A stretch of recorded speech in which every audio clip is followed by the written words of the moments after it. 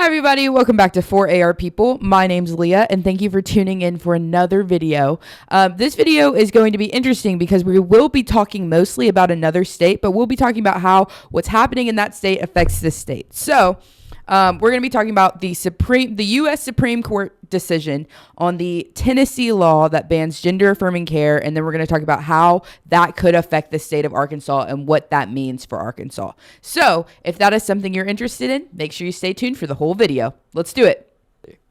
All right, so if you haven't heard, there was a U.S. Supreme Court case decision recently that came down that a lot of people are like questioning, what does this mean, especially what does this mean for states like ours here in Arkansas. So the Supreme Court case was U.S. v. Scrutiny. Sorry if I mispronounced that. And the lawsuit at the core of that case was filed by the families of 3 transgender adolescents and a Memphis-based medical provider. And it was challenging a Tennessee law on gender-affirming care. And it argued that the law violated the 14th Amendment Equal Protection Clause. And it was citing sex and gender discrimination. So let's talk about the law. So their law was Senate Bill 1. I'm going to read the exact language of it.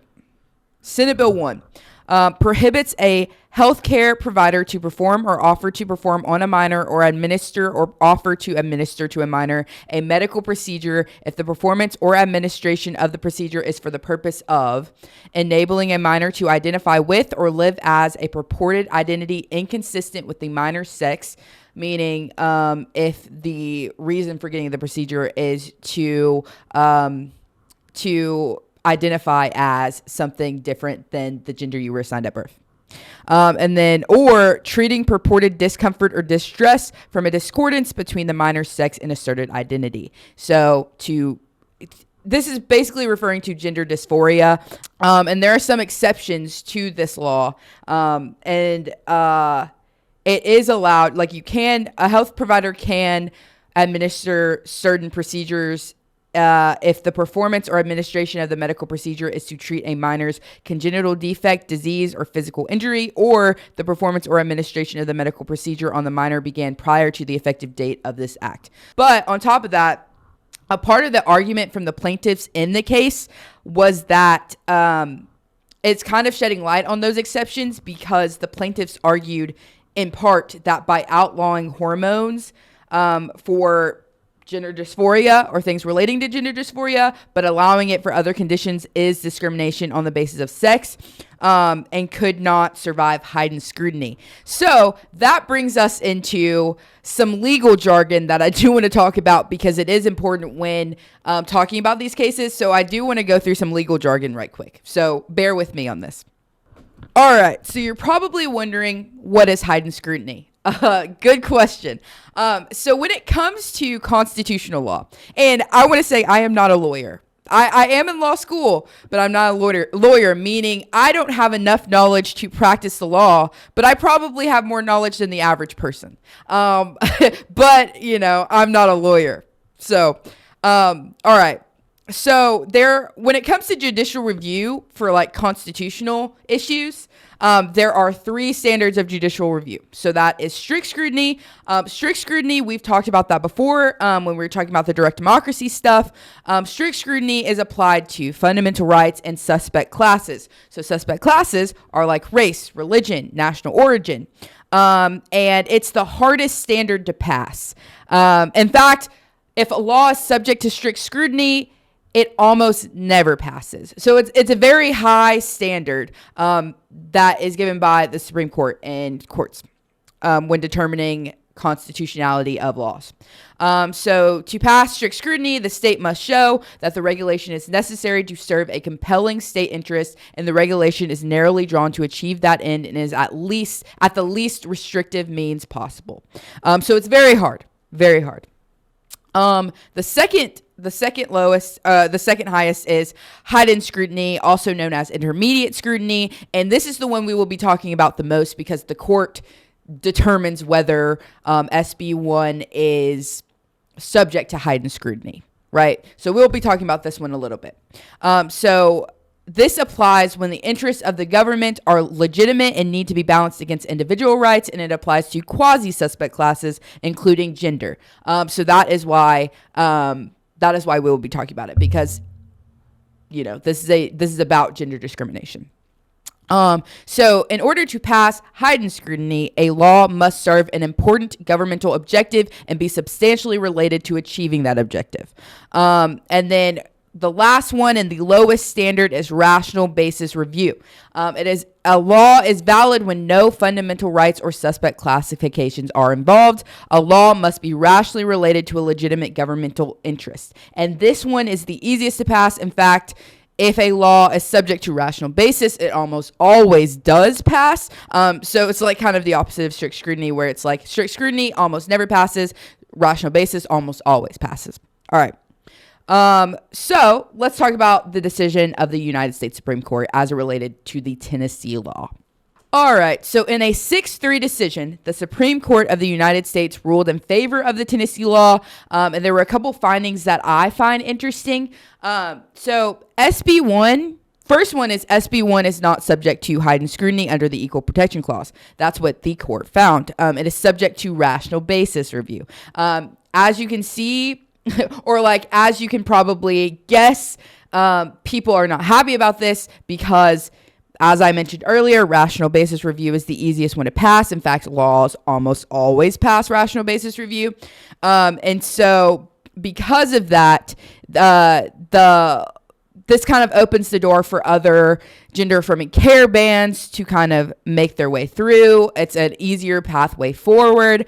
But it was saying that it's not subject to a heightened scrutiny review. The vibe was kind of that the Supreme Court is interpreting this as like an age and a medical issue rather than a gender issue, which to me is interesting, because to me it's like quite clearly a gender issue because it's only one type of medical care, right? It's like care relating to gender ideology or gender identity. It's not like it's outlawing like plastic surgery. You know what I mean? Or I guess like it's not like outlawing like nose jobs. You know what I mean?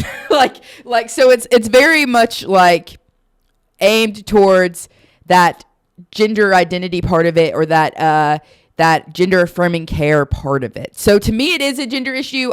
This doesn't make sense to me, but it's interesting that they said that this is not a gender issue. Therefore, it is not subject to heightened scrutiny. It's subject to the lower one, which is rational basis and super easy to pass. So that's something to keep in mind. Also, Justice Kavanaugh mentioned, in the decision, mentioned leaving it to the democratic process because the Constitution does not explicitly mention this issue. I find that interesting because obviously the Constitution does not explicitly mention this issue because when the Constitution was created, these technologies weren't available. This medical care wasn't available. So obviously it doesn't explicitly mention that. That's why it leaves it to the court to make decisions like these. But that's very interesting that he said leave it to the democratic process, because it is important to note that this does not federally outlaw gender-affirming care, which is good. It does not federally outlaw gender-affirming care. The sad part about it, though, is it gives validity to other states to put gender-affirming care bans in place. That's kind of like frustrating, because especially like the state we live in. Like we live in Arkansas, obviously it's frustrating. But like this. These are things that are like affecting people's lives every day. And so it's like you probably shouldn't play political warfare with people's lives. Leaving it to the democratic process is kind of making it overtly political when these are like literally people's lives. So I don't love that. Abortion also got left to the states. And you see how that went down here in Arkansas. So I don't love leaving it to the states. But speaking of Arkansas, you're probably wondering, Aliah, what does this mean for Arkansas? And I'm going to tell you a little bit about what this means or could mean for Arkansas. So let's talk about it. All right, so many of you probably know that in 2021, Arkansas passed the Save Adolescents from Experimentation Act, which is also ironically known as the SAFE Act. And that is kind of our own version of the Tennessee law.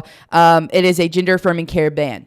Now, that was passed under Governor Hutchinson. I believe he vetoed it, and then they overrode his veto, and then it got blocked in a federal court, and it's kind of been up in the air ever since. It's been facing legal challenges for years. And yeah, so because the Supreme Court found that the Tennessee law was merely subject to rational basis review rather than heightened scrutiny, it could create an easier pathway forward for the SAFE Act to be validated, especially because it is still in court. And so that is not fun. And that is not cool. But I do want to note that it's interesting to me that the Supreme Court of the United States did not find that transgender people were not a quasi-suspect class. That is something that I find interesting. They did not say that transgender people weren't a quasi-suspect class. They also did not say that they were. But as of right now, it's kind of implied that they are because gender is a quasi-suspect class. But there's also not a specification for like gender identity and gender, and so it's like, I was worried about that, but so far that is not a thing that has happened, because if that were to be the case, if the Supreme Court were to say that transgender people do not qualify as a quasi-suspect class, then any discrimination towards transgender people, if I understand it correctly, would be subject to rational basis review, which would be easier to uphold. So that is something I worry about, and I hope that does not happen. Another thing. Gender-affirming care. I believe in our law, in the Arkansas law, and I don't want to misspeak, so I'm going to fact check myself before I leave this in the video. But in the Arkansas law, it does not have the exceptions that the Tennessee law has. And so when it was passed, a lot of people were asking about treatments for precocious puberty and things like that. And so it seems like if this law is validated, if the SAFE Act is validated, then that would be an issue that we face, along with obviously the obvious issues, but that would be another issue that we face too. And that's scary. I also just don't want to live in I don't know about you guys, but I don't want to live in Arkansas where I don't have a right to my own body. that is kind of sad and frustrating and not cool. It's it's my body. It's my body. Leave people alone. I'm just ranting at this point, but I hope this helped, and I hope my explanation makes sense. But yeah, that is all. Thank you so much for watching today's video. If you liked it, if you learned something, if you enjoyed, make sure to like, comment, subscribe. All those buttons are there somewhere. Check out all of our other platforms. We are out here posting content all the time, so make sure you check us out on Instagram, Twitter, Blue Sky, Instagram, I already said Instagram, TikTok, Facebook, YouTube. Make sure you like all of our stuff. Go comment and let us know what you think about this video, and make sure you go check out all our other videos. It's been so real. It's been so fun. Stay tuned for the next one, and we will see you next time. Bye.